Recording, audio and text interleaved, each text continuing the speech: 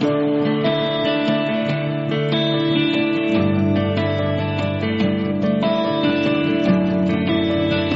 everyone, welcome back to English classes. I'm Sadaf Afreen. Today I'm here with yet another video. This time I'm going to explain the summary of a non-fiction essay, A Vindication of the Rights of Women by Mary Wollstonecraft. To know more about a character from A Vindication of the Rights of Women, do watch my previous video on a character sketch of A Vindication of the Rights of Women. Link is in the description below. So let's start with an introduction.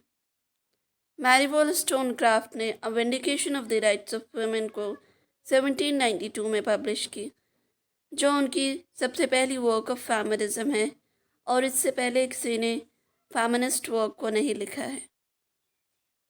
इस हिस्से में उन्होंने propose किया है कि man और women दोनों को ही इक्वल राइट्स मिलने चाहिए और इक्वली एजुकेशन भी मिलनी चाहिए। वर्क और पॉलिटिक्स में भी उन्हें इक्वली इम्पोर्टेंस दी जानी चाहिए। उन्हें सिर्फ घर के कामों के लिए इस्तेमाल नहीं किया जाना चाहिए।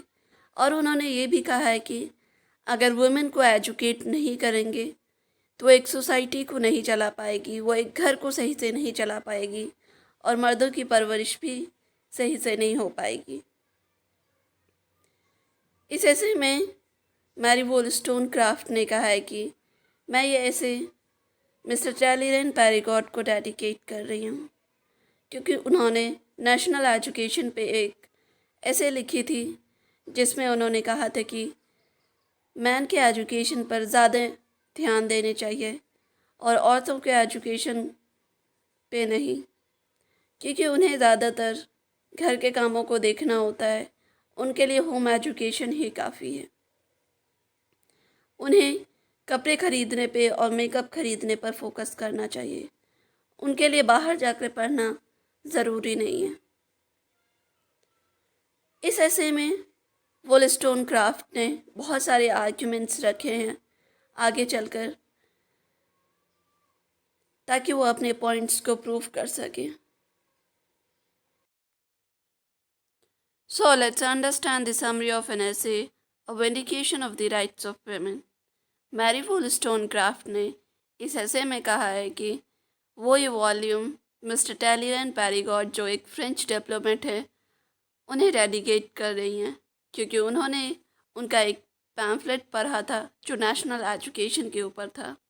और उस पैम्फलेट में मिस्टर टैलीरेन ने लिखा था कि वुमेन की एजुकेशन इतनी इम्पॉर्टेंट नहीं है, हमें ज़्यादा से ज़्यादा मैन के एजुकेशन पे फोकस करना चाहिए, क्योंकि वुमेन के लिए होम एजुकेशन ही काफ़ी है। लेकिन वो अपने पॉइंट ऑफ व्यूज़ को रखते हुए कहती है कि मैं उनकी बात पे अग्री नहीं करती, क्योंकि औरतों के लिए भी एजुकेशन उतनी ही इम्पॉर्टेंट है जितनी मैन के लिए है। क्योंकि अगर एक सन को राइट अपब्रिंगिंग देनी है तो वो काम भी वुमेन का होता है। अगर वुमेन एजुकेटेड हो तो वो अपने सन को एक राइट अपब्रिंगिंग दे सकती है, और वो एजुकेशन के बगैर पॉसिबल नहीं होता।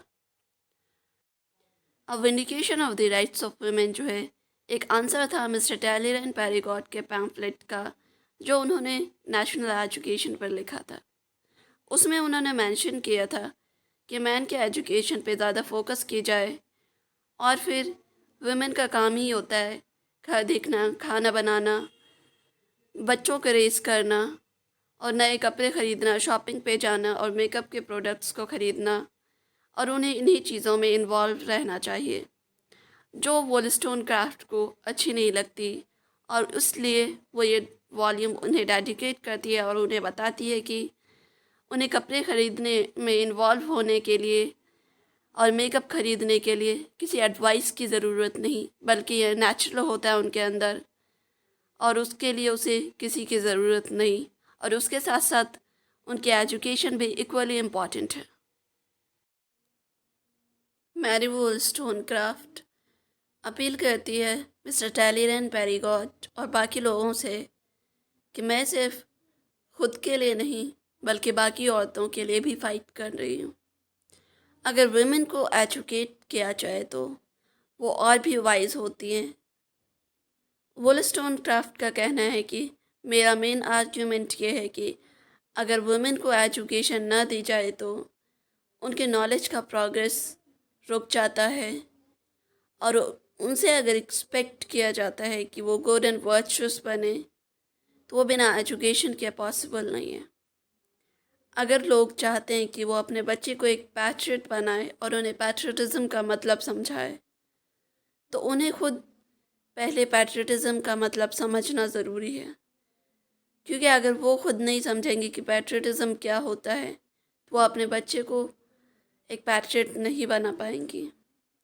वोllस्टोनक्राफ्ट का कहना है कि अगर औरतों से एक्सपेक्ट किया जाता है कि वो अच्छी वाइफ और अच्छी मदर बने तो उनके लिए उन्हें प्रिपेयर नहीं किया जाता है, बल्कि उन्हें सिर्फ कोर्टशिप और अर्ली मैरिज के लिए प्रिपेयर किया जाता है, जिसकी वजह से वो एक अच्छी वाइफ नहीं बन पाती और उन्हें एक एक्सटर्नल ब्यूटी पे वर्क करने के लिए कहा जाता है।